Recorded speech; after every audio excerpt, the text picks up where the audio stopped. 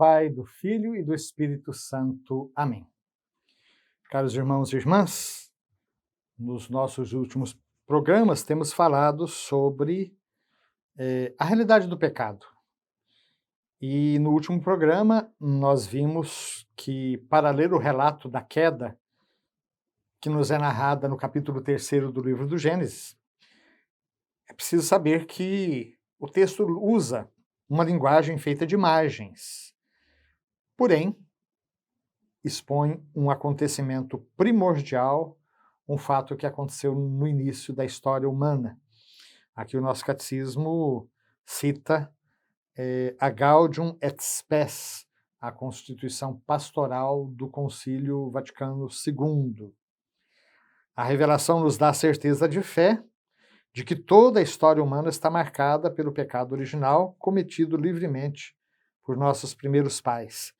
E aqui o nosso catecismo cita vários documentos, como o Concílio de Trento, no seu decreto de pecado sobre o pecado original, a encíclica Humani Generis do Papa Pio XII e uma locução do Papa Paulo VI aos participantes do Simpósio Teológico sobre o pecado original em 1966. E aí nós chegamos ao parágrafo 391. A queda dos anjos, uma realidade também pouco conhecida, mas que o Papa Paulo VI, de uma maneira especial, veio recordar e que aqui o nosso catecismo aborda diretamente.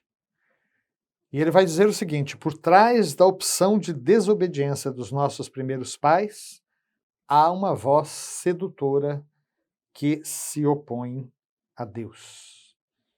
E ele lembra que já nos primeiros versículos, nos versículos de 1 a 5 do capítulo 3 do livro do Gênesis, aparece a figura da serpente, que simboliza o tentador. Ou seja, por detrás da desobediência de Adão e Eva, existe essa voz sedutora que se opõe a Deus e que, por inveja, os faz cair na morte. Já o livro da sabedoria dizia que foi por inveja do diabo que a morte entrou no mundo. A Escritura e a tradição da Igreja veem nesse ser um anjo destronado chamado Satanás ou Diabo. Vejam, na Bíblia acontece muito isso, que o autor primeiro, ou melhor, o autor humano, né? Porque o autor primeiro é sempre o Espírito Santo, mas o autor principal da Bíblia, mas o autor humano, ele nem sempre ou raramente tem consciência de toda a extensão da mensagem que ele transmite como instrumento de Deus. O fato é que as Escrituras, com o passar do tempo, vão complementando, a revelação vai complementando aquilo que foi revelado num primeiro momento, esclarecendo, de modo que nós temos uma chave de leitura para toda a Bíblia, que é a pessoa e a obra de Jesus, e mais especificamente, Jesus no seu mistério pascal, de paixão, morte e ressurreição. Por isso é que nós lemos a Bíblia de uma maneira diferente dos nossos irmãos judeus, porque nós temos esse critério, o centro da história sagrada, o centro da Bíblia para nós é a pessoa de Jesus. Aliás, é o centro de toda a história da humanidade e da própria criação. Então, o autor dos primeiros, ou os autores, né, dos primeiros capítulos do Gênesis e da Bíblia como um todo, certamente tinham outras ideias, mas estavam sim preocupados com a realidade do mal que entra no mundo. Aos poucos, e isso já vai ficando bastante claro já no nível do Novo Testamento, né, como por exemplo se vê no Apocalipse, capítulo 12, versículo 9, que o tentador é justamente Satanás ou o diabo. A Igreja ensina que ele tinha sido anteriormente um anjo bom criado por Deus. Aliás, para quem não sabe, a palavra Lúcifer quer dizer portador da luz. Então, aqui o nosso catecismo cita o quarto concílio de Latrão, que diz o seguinte: com efeito, o diabo e outros demônios foram por Deus criados bons em sua natureza, mas se tornaram maus por sua própria iniciativa. Parágrafo 392. A Escritura fala de um pecado dos anjos. Podemos ver isso na segunda carta de São Pedro, capítulo 2, versículo 4. Essa queda consiste na opção livre desses espíritos criados que rejeitaram radical e irrevogavelmente Deus e o seu reino. Já tivemos a oportunidade de falar da criação das coisas invisíveis. Deus criou, Ele é criador de todas as coisas, as visíveis e as invisíveis, nós professamos no credo. O nosso catecismo lembra que as criaturas invisíveis são os anjos, seres espirituais criados para o serviço de Deus, para a sua própria convivência. E, no entanto, existe aí um mundo misterioso, sobre o qual sabemos muito pouca coisa, mas que a tradição da Igreja fala realmente, e a segunda carta de São Pedro fala, de um pecado dos anjos.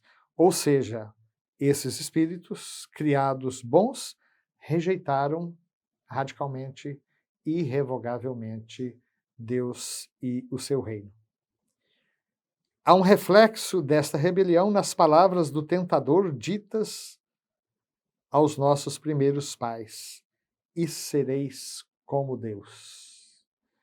O diabo é pecador desde o princípio, diz São João na primeira carta de São João, capítulo 3, versículo 8. O diabo é pecador desde o princípio.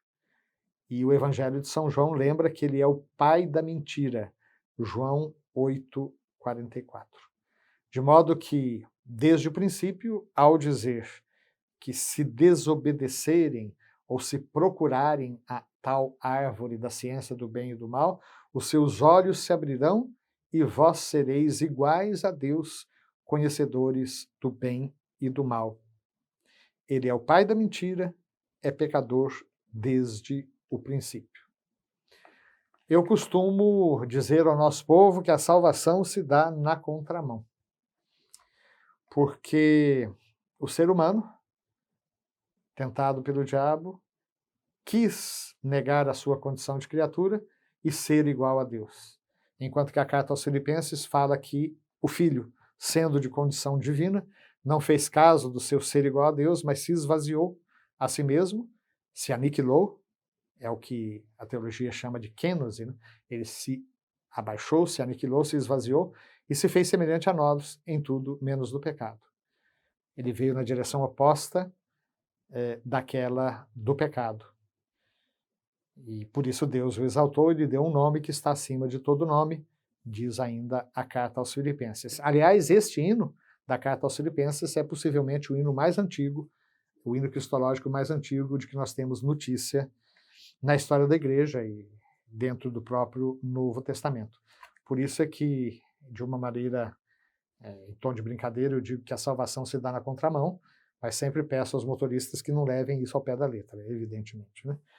Mas vejam que o Papa Francisco tem insistido muito na realidade do demônio como sendo o acusador, e inclusive lembra que aquelas pessoas que na igreja têm a mania de ficar acusando sempre, que essas pessoas são aparentadas com o maligno. Que nossa Mamãe do Céu nos ajude nessa caminhada a superarmos as tentações e a vencermos as ciladas do inimigo. Que assim seja. Amém. Jesus,